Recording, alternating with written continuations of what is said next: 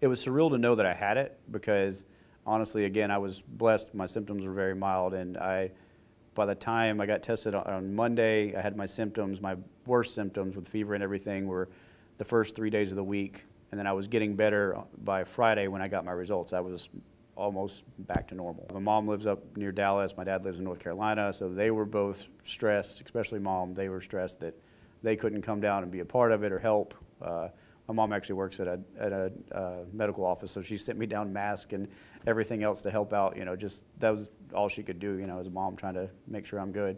Just me and my dog, and I'd take her out and walk, put a mask on, take her out and walk her twice a day, and go back upstairs. And I did that for, I think it was 15, 16 days.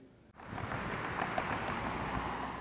was never afraid. I had prayed a lot about it and had a good peace about the whole situation. I knew I was going to be all right. I knew that somehow down the road this would be able to help other people somehow. I don't know how, but it will. I've been back at work for a week now. Yeah, it's probably the most hectic I've seen it. I've only been down here as a sergeant for a year and a half now, and the amount of the staff that's worried about their own symptoms, they worry about their families. You know, they're still out here fighting and doing what they can to help, but it's taking a toll because there's a lot of people that are out for testing, which makes our people have to work more, which puts them at more of a risk. So it's definitely the most stressful time we've had since I've been down here, more stressful than the hurricanes or any of that. This is a whole different thing. My floor specifically, the 4th floor, we have the COVID positive tanks on our floor. We've had them since the very beginning of all this, before we even had anybody positive.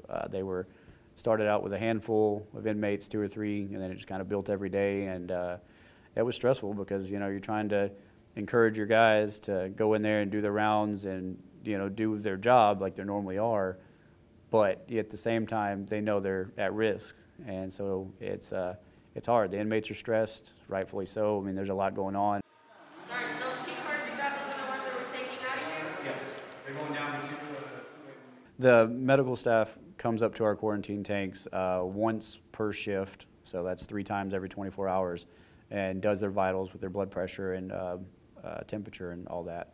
So we have to have our staff help them. They just go into the cell blocks and coordinate moving the inmates. You know, they're in lockdown right now, so they've got to open the doors and move the inmates down there for them, let her get their vitals, put them back up, and then do that. So that takes several hours out of the shift just to get everybody done.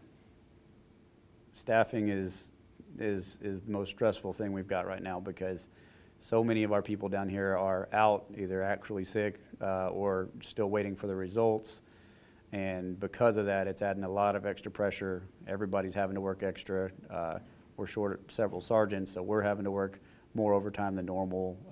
Everybody's spread real thin right now just because, yeah, of everybody out. Coming to work's not as bad when you know that, you know, you just, you know, how was it?